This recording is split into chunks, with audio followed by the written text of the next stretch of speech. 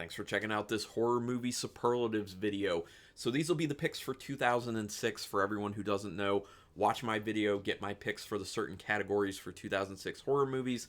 Then you can go to your friendly neighborhood Uncle Peach channel, which is linked in the description. Watch his video, the same name, and then if you want to, you can come back here, you can go to the community tab, and you can vote for who you think had the best picks. Or there's also a tie option, which a lot of people end up using that because I think we're both doing a good job. So also get involved, comment, what do you think about the picks? It's specifically, what would your picks be for this year? And yeah, it's just a good time. But while I'm already going over this stuff, also go ahead and help us out. Subscribe to both our channels. Hit the thumbs up on the videos. Hit the notification bell. All that stuff helps us out. And yeah, it's the best way to repay us for all this free content we're putting out. So anyway, without further ado, let me get into my picks for 2006. Kicking it off with the most amazing horror film of 2006, I had to go with Bong Joon-ho's The Host. This is a great giant monster movie, South Korean film. Bong Joon-ho went on to do Parasite, which is probably his highest acclaimed film, but has also done a lot of other really great films. But this one really sticks out to me as the best 2006 film. It's about a family that aren't necessarily the closest, and they're kind of, falling on hard times. There's this giant creature that just shows up one day, and that ends up, as you can kind of see here, ends up stealing the little girl from the family. And the scene that it has where that happens is very harrowing and very heartfelt. And yeah, it's really well done. The CGI for its time looked really great with the creature as well. The creature design looks really awesome. And the story, it's all about the story. There's a lot of emotion to it. It's about the family banding together, coming together, and going after this creature to try and save this family member. And yeah, I mean, it's so well written, it's so well shot, it's so well acted. It's just ticking all the technical great boxes, in addition to just being very engaging and interesting. And it's a wonderful, wonderful film. I highly recommend it if you have not seen The Host, especially if you like creature feature films, which especially ones with an emotional edge to them. I would definitely check this one out. So, The Host, my pick for 2006's most amazing horror film. Next category, I don't own this one. This is the best so bad it's good film, and I'm going to have to pick Poultrygeist, Night of the Chicken Dead. Yes, I'm picking a trauma film. The reason I have to pick this as the best so bad it's good is because it's just a fun time. It is about people who work at a fast food restaurant, a fast food chicken restaurant, where all of a sudden, for some reason, these zombified chickens start showing up, some large, some small, all disgusting, and start killing the people who have been cooking them and their brethren. And it's just a over-the-top, ridiculous fun time, as you would assume from a trauma film. It is very goopy. There's just so much like green goo and blood, and it's gross, it's grimy, it's nasty. There are some fun kills, some interesting kills. The practical effects look wonderful. The costuming of the chickens is great as well. And it's shot to obviously be very comedic as well. So it's just a turn your brain off, watch these ridiculous visuals, and have a good time type of film. It's not good by any stretch of any imagination. You can obviously tell based off the premise that I just told you of the film, plus the fact that it's a trauma film with that premise. Yeah, I enjoy it. It's fun. So that's why I chose Poultrygeist, Night of the Chicken Dead as the best so bad it's good horror film for 2006. So now, moving on to the most WTF. Now, this is a film that actually was supposed to be part of the Masters of Horror release that was on, I think, Showtime? Was it Showtime or Stars? I always get confused on that, but I think Showtime. And it was never released because even though that was a premium channel, it was still never released because it was just too much. It was too controversial. And if you've seen this film, you know why. And that was Takashi Miike's film Imprint. It has Billy Drago in it, which I love his performance in this. He was perfect for the role. Like, he's kind of like weird and creepy, but does the role really well at the same time. Like, does such a nice job. But basically, it's about him. It's set in the 19th century. He is a journalist, and he's going back to this brothel basically where he's looking for a woman that he had had a bit of a relationship with at one point many years ago, and was trying to find out, where is she, whatever happened to her. And he ends up speaking to this woman who tells him the story of what has gone on at this place, and it gets very dark, it gets very messed up, and there's shocking stuff in it. No surprise there if you know Takashi Miike films. They always get that way. The practical effects are used very well in this film, and there's just some very taboo, messed up stuff that goes on in this film that people. Well, I mean, you can understand why it ended up not actually airing as part of the Masters of Horror. I mean, it even has the sticker on here that it was part of Masters of Horror, but no one really saw it until it actually just got a physical release. But so well done, it gets really wild, especially at the very end. You're not going to know where this film is going. There's no way. A must-see to believe type film. This is one that I remember watching it actually around 2006 when it came out and just being like, yeah, pretty messed up. But at that point, I'd already seen a lot of Takashi Miike, so I kind of knew what to expect with his films. Also, I had known that this is one that wasn't aired, so I'm like, it's got to be messed up, and it's Takashi Miike, so that makes sense. But yeah, so that's why Imprint is my pick for the most WTF film of 2006. Real WTF moments in there. The next one I also don't own, but I own the second and third movie in the installment. And just pretend this is the first Hatchet movie. So I own Hatchet 2 and 3 because I got it from some like mystery box before. You can even see I actually haven't even opened it because I'm not a huge Hatchet franchise fan. I just still have these movies. But I did pick it for the category of best gore because it has outstanding practical effects and it has wonderful gore. This is a film done by Adam Green, who decided when he made this film, I'm going to bring practical effects back. Because in 2006, it was a time of a lot of films trying to go more towards, hey, we got better technology with CGI, let's go down that road, including a lot of horror films.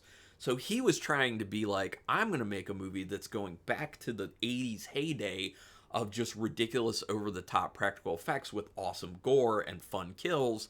And so he made Hatchet. Again, pretend this is not Hatchet 2, but Hatchet.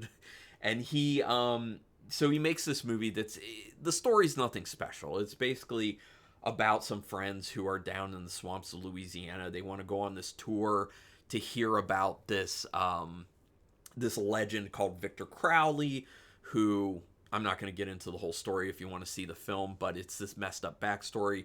And then he becomes this kind of supernatural killer. It's very Friday the 13th.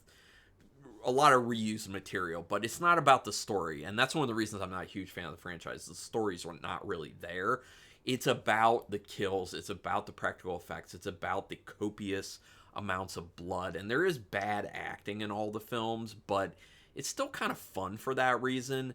But hands down, when I was looking for who's going to be the film for 2006's best gore, I saw Hatchet, and I'm like, it's Hatchet, because the kills are awesome, and the practical effects are awesome, and the blood is over the top. So Hatchet, my clear winner for best gore for 2006.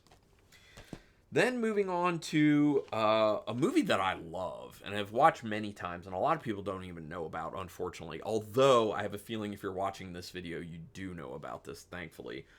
My most unique film for 2006 has to be Behind the Mask, The Rise of Leslie Vernon. This is a mockumentary that was done from the perspective, basically, of the serial killer. It's a film crew who's trying, doing something journalistic, and they want to find out why serial killers do what they do. But it's a serial killer who's kind of dressed himself up like a Michael Myers or a Jason Voorhees or a Victor Crowley. I might as well say that at this point. Although, yeah, same year. But so they're following him around, and they're just basically like, how do you do this? And it's this kind of behind the scenes of how is it that, you're just walking when people are running from you, but you end up showing up, not long after they make it to their destination, and then you can kill them? Or how is it that when they're running around trying to leave a house, all the doors and windows are locked and they can only go a certain direction? So this ends up getting into that type of stuff. And and it's done in a funny way. The main character, I guess, is played by Nathan Basil, does a phenomenal job. The guy who is the killer, like, he's very charming and he seems like a real normal guy, but then he's talking about how he sets things up to kill people, and it feels like icky and messed up at the same time that it feels like light and fun and funny. So the tone of this is very unique. The premise is very unique, and it comes together in such a wonderful way. And the story isn't as straightforward necessarily as you think it's going to be. There are some nice surprises with it. So I love this film. I think it's wonderful. I thought about doing this for most underrated, but I felt like it made a little more sense under the most unique, because it's extremely unique as far as the film goes. Also, Scott Glosserman, the writer director of this, I had actually had an interaction through social media with him about, if he had been able to do, a sequel, what would he have done, kind of. And he did comic books after this. I have not purchased any. I have thought about it, but there were comic books that came out after this that continued the story, so you can find them out there. I think he actually still has them for sale, so just a little bit of information on that. And one day maybe I'll do that and kind of do like a review video on it. But Behind the Mask, The Rise of Leslie Vernon, wonderful, amazing film, very unique, and that's why it's my 2006 horror film unique pick. Now going to the most overrated film, and I don't own this one because I think it's very overrated, and that's got to be the Samuel L. Jackson helmed Snakes on a Plane. So I know a lot of people really liked Snakes on a Plane, probably still do like Snakes on a Plane, but me personally wasn't a big fan. It was, I'm not going to tell you much about the premise. It's really stupid. It's about snakes on a plane. Like, they get on the plane through, like, I think someone's, from what I can remember, someone's luggage. They end up getting loose, and it's these venomous snakes, and they're going around biting and killing people. And Samuel L. Jackson is there to fight the snakes. Seems fun, ridiculous, whatever. But it's not as ridiculous and or funny as I really feel like it should have been. And it's one of those films that they initially were actually making it straight up. Like, to just be like, this is a Snakes on a Plane movie, unironically. And it wasn't supposed to be funny or anything. They're just trying to make a movie with Samuel L. Jackson. And then information got out that this film was being made, and people online started talking about it and making fun of it. And then, intelligently so, the people who were involved with the film kind of picked up on that and were like, hey, let's change some things and lean further into the making this a terrible, ridiculous film. So they tried to make a So Bad It's Good film, but for people who really love So Bad It's Good films, what you know is the best So Bad It's Good films, the effective So Bad It's Good films, are that way because the people making it didn't understand what they were doing. They thought they were doing something good, and it just didn't come out right. And that's when it's at its best. And so this film feels like it's a little too aware of what it's trying to do. And I just think the humor didn't work. You can tell that they kind of rushed a bunch of that stuff to just make those changes kind of last minute. And I just don't think it plays out real well. There is some enjoyment there. I don't hate the film, but I do think it's very overrated for what it is. So my pick for 2006 horror movies most overrated, Snakes on a Plane.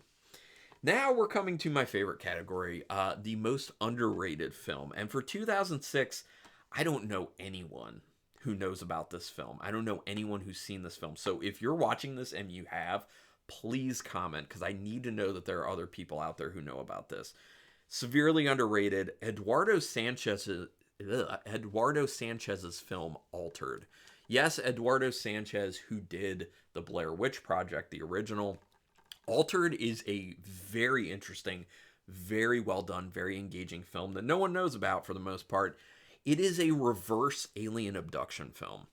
It's about a bunch of friends who had been abducted by aliens when they were younger, and one of their friends was never returned by the aliens. So what one of them decides to do, or actually I think a few of them decide to do, is catch one of these aliens. They basically bait the aliens to come back and catch one. And so you see why I was saying it's a reverse alien abduction film. So really interesting premise. It plays out very interestingly.